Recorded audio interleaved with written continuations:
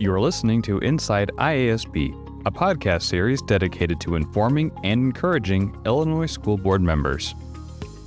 Well, hello, everybody, and welcome to the podcast. My name is Isaac Warren. I'm the Director of Digital Communications at the Illinois Association of School Boards.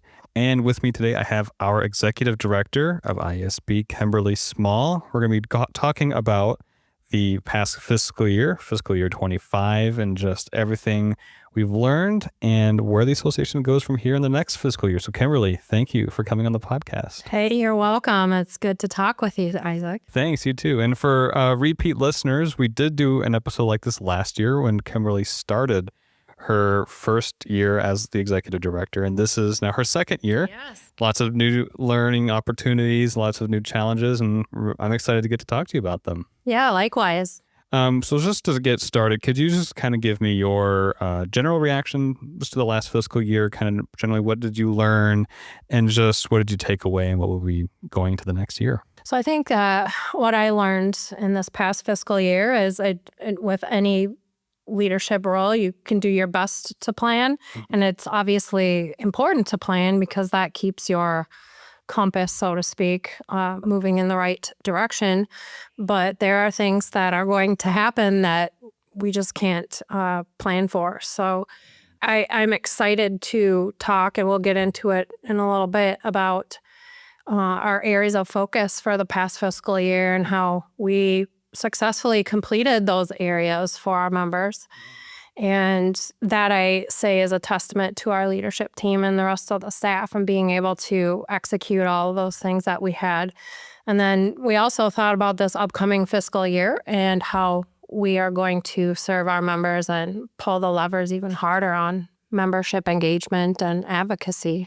Yeah, it's lots of stuff going on this last year that's really going to impact what we're doing as an association this next year. Right. This past year, I would say was building. We were laying some foundation and groundwork with our internal staff work and the external deliverables that we provided. And then this year, we're really going to dig deeper to reach out more to our members and advocate. Excellent. Well, let's learn more about that. Yes. Reflecting on this past fiscal year, is there a particular success story or milestone that stands out to you as especially meaningful to you or the organization? So one thing I want to talk about is our admin team and the staff went to a successful launch of a refreshed online learning platform. And that was done in time for the newly elected board members that have joined us during this year, calendar year 2025. And your department was one of the departments that had a heavier lift in that work, I know. So I'd like to thank you for all the work that you did on that. But it's a definite tangible deliverable that we can point to show we refreshed this. We made our members experience with the organization as they're coming in and being seated as new board members and looking for their training, that they can register, find what they need, and interact with us in a more meaningful and, dare I say, less stressful or frustrating manner with some of the searches that we were getting in our prior website. Yeah. I agree. I mean, it was exciting to work on that project and being able to point people to just online learning. I mean, this is my third election cycle being with the association. I think this one was the easiest one to communicate where things were because it was all on one page and it made it so much easier. Well, that's a tangible deliverable where you can point to that it is working. Yeah. And I think one of the things that I enjoyed watching the most was the collaboration between the different departments in order to get it done. We've been working on our silos at the association. That was one thing during my first year staff talked about wanting to work on, make sure that each department has an idea or more deeper understanding of what the other department is doing to serve our members. Yeah. And last thing I'll say about that is that staff decided to do that. We did that high-low exercise, which I talked about in last year's update. And this was something driven by staff saying this is an issue for our members. Yes. We're all hearing the same frustration from our members, and we need to figure out how to fix that. Yeah. And again, the online learning is probably one of the most accessed parts of our website, because especially newly elected people need to know, where are all my online courses, where are the recent recordings and everything like that. So it's just great that we could offer that refreshed look to our members and make sure that their onboarding experience as a new board member or returning board member is as just easy as possible. So again, that was a great project to be a part of, and I think the entire association is really happy with it. I'm excited. And the other thing that was maybe something involved in that project was technology companies, which we have no control over, but yet we took a chance and said, hey, we're going to get this done by X date. It was April 1st, right? Mm-hmm. April Fool's Day. Was. And the teams got it done. Yeah, we managed what we could manage, and the outcome was great. It was awesome.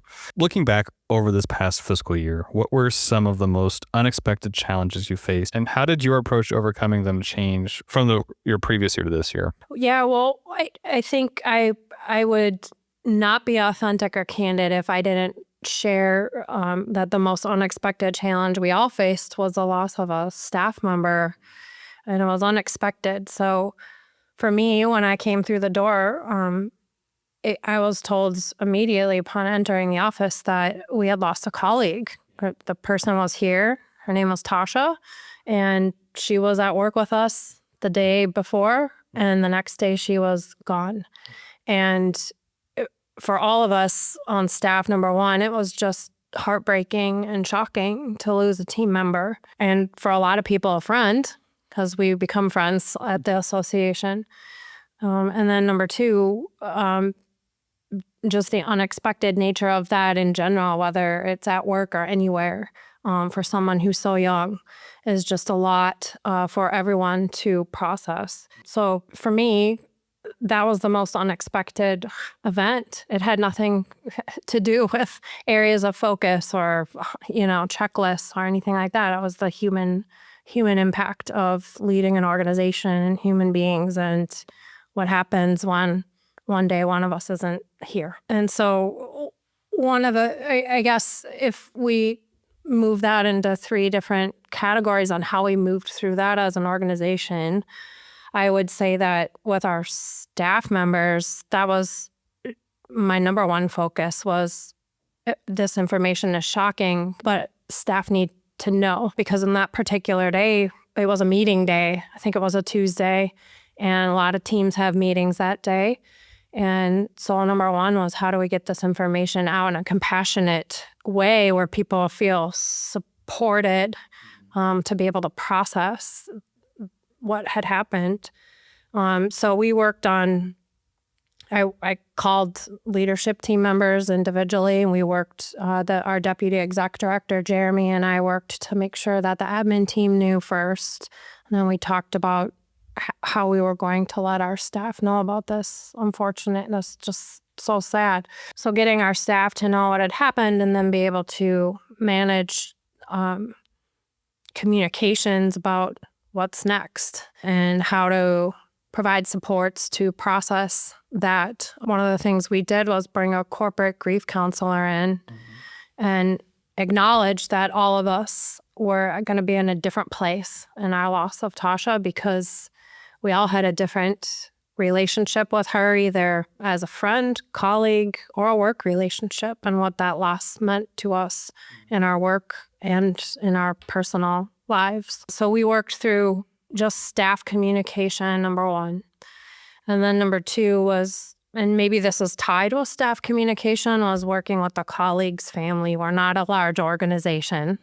Well, I know all 72 people that work at our organization and care about them deeply and want people to feel like this is a great place to work. And so making sure that her family was taken care of with communication and paperwork and all the things that come with when you leave a place of employment. Those things are there even when somebody passes away. So making sure that her family had one place to go to communicate, and that they were getting a consistent and clear message from the association was also important. And then just for myself as the leader, I had to wait to process that. Leaders understand that. And I waited until after her funeral occurred to be able to process a lot of what had happened. But I had a great network from our Consortium of State School Board Association exec directors to reach out to talk to, and, other peers across the nation and peers here in Illinois, including other execs of our sister organizations who have been through similar situations. So just being able to talk that through and get that support and talk with my family helped me do the other two things for the staff and for Tasha's family. But I think the most healing part of the whole unexpected situation was how our organization responded to it, because we worked with our colleagues to come up with ideas on how we would honor Tasha, not just closing the building for the day that her funeral occurred and making it okay if staff didn't feel comfortable to go to the funeral. Again, we were all at different places, but the one thing we all did do was come together to figure out what to do to honor her, which number one was a scholarship to the admin professionals conference at our joint annual conference. So there's a scholarship in her name, and it's already been awarded this year for that one person. So we had criteria that would embody how she was at our organization. And then we also have a spot on our property here in Springfield that we're going to dedicate in August at our all-staff meeting. So we will have a spot to go to or look at when we come to work that reminds us of the qualities that Tasha embodied. And one of our colleagues mentioned to me after one of our counseling sessions as an organization that it was amazing the short amount of time we had Tasha with us, what a deep impact she had not only to our organization as a whole, just her upward trajectory and promotions, but also in just her attitude and commitment to public education. Yeah. And, as a staff member receiving that news, it was just, felt completely out of left field, and just kind of like the amount of processing that it took to kind of work through that was just not something you think is going to happen ever. But I was really encouraged by the sense of family at the association and the sense of just camaraderie, because everyone was going through it in different, like you said, different ways. And we all have different personalities and different ways of coping with that.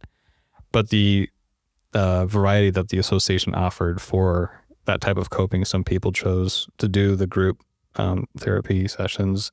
Some just kind of chose to just talk amongst one another. And it was just really encouraging to know that the association acknowledged that everyone kind of processes that type of event differently. And the memorialization of Tasha was something really touching. And I'm really glad that we're able to do that. I'm grateful that the organization had the resources to be able to provide the scholarship. And that's something that will continue into the future with that group. And I think really honors her example in continuous improvement and wanting to learn. I agree. Yes, very much so. How would you describe the evolution of your leadership style over these last 2 years, and what experiences have influenced that growth?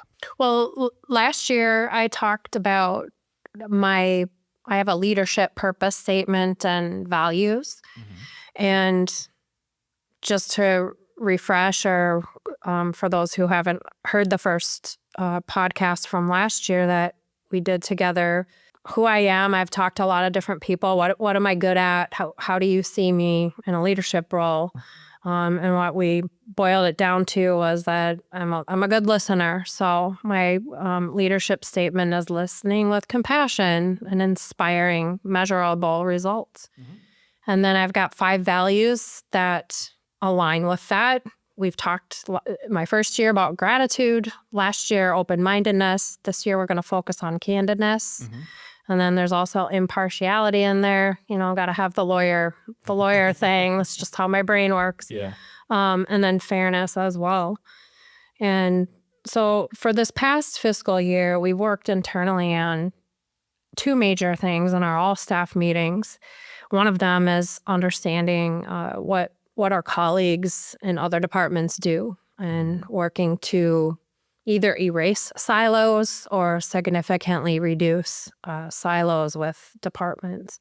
And then the second piece is that leadership value of open-mindedness and accountability in the context of the association's core values. So for that piece, we've spent a lot of time, and I know you can attest to this, Isaac, working on communication with and listening to each other and our members. We've worked hard to help staff understand that it's safe to admit our mistakes. I mean, you've even admitted a mistake to me, I think, in a couple different conversations. I have, yeah. Sent me the red ball for the mistake.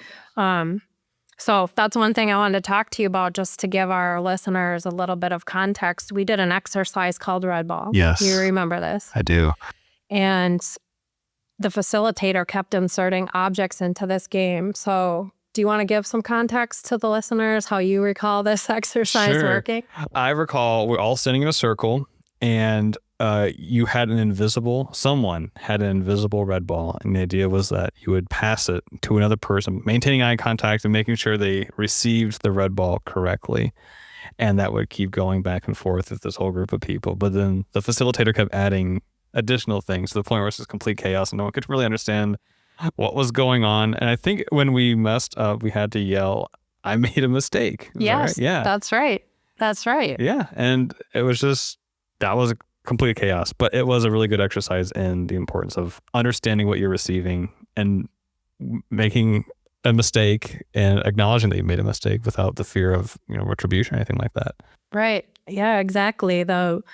And like you said, just understanding what you're receiving or making that eye contact. It was the concept of focus when you're going to give someone a message, knowing your audience and being sure about what it is you want to deliver, so people have the confidence about what that deliverable is and when it's due. Yeah. So that we did some work in those spaces, and I'm continuing to work with the leadership team and the rest of the staff to feel empowered to hear not only each other, but turning outward to hear what our members want to tell us this year. Because we're going to move into some new areas of focus that are really going to dig deeper on some membership-driven initiatives, including a membership-driven strategic plan, which the association hasn't, to my knowledge, during my tenure, ever done. So we're going to need to receive those messages and be able to understand our membership audience to be able to collect that information from them. I agree. And with that learning we were doing as an association, the learning to recommend or to ask for clarity when necessary really has made a big impact on our work. I'll say it's my work personally. I felt more empowered to ask for clarity and not try to guess the intended meaning behind a wall of text. I'm like, sometimes I just can't guess intent like that. I need more information. And just learning it's okay to ask for that information. And like you were saying in your example, we might need to ask for more information or context from our feedback. Yes, and I want staff to. One of the things we've worked on this year and will continue over the next year is just our public education. I want to make a metaphor here. Have you heard the parable of the brick layer with masonry? Maybe.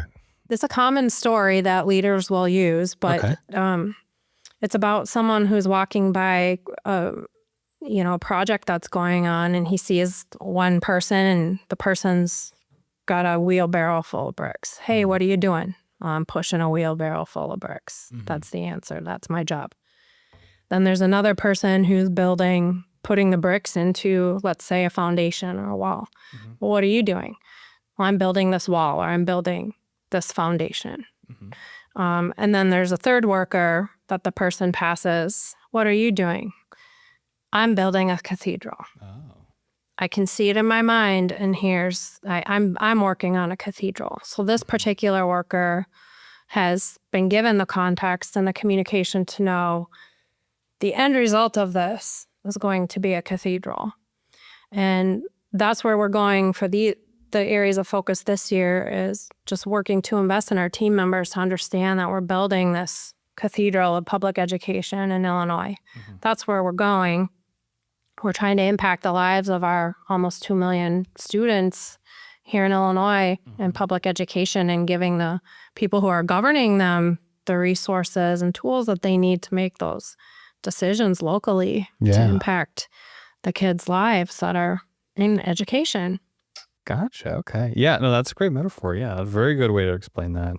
I can't, as common as this, I can't say I've actually heard that one, but thank you for explaining it. I'm glad it was new to you. Yeah. I think maybe for some of our listeners, they will have heard it before, but one of the other things we're doing to build that cathedral in public education here at the association is working toward making sure that the staff that we bring in have a calling to public education. We've added, I had to write an essay when I applied about 20 years ago, but somehow over the years it maybe was lost. I'm not sure. Where we're asking staff, what is their calling to public education? Or maybe it's not-for-profit work. But, we have our core values as well. So there's a calling to public education. Number 2, there's a culture we want to maintain at the association. And then we're looking at how competent you are. Someone may be very competent, but maybe they don't care that much about public education. Sure. That might not be the right bricklayer, so to speak, to build our cathedral. Makes sense. Might not be the best match. So that's what we're working on this year. This is part 1 of my interview with Kimberly.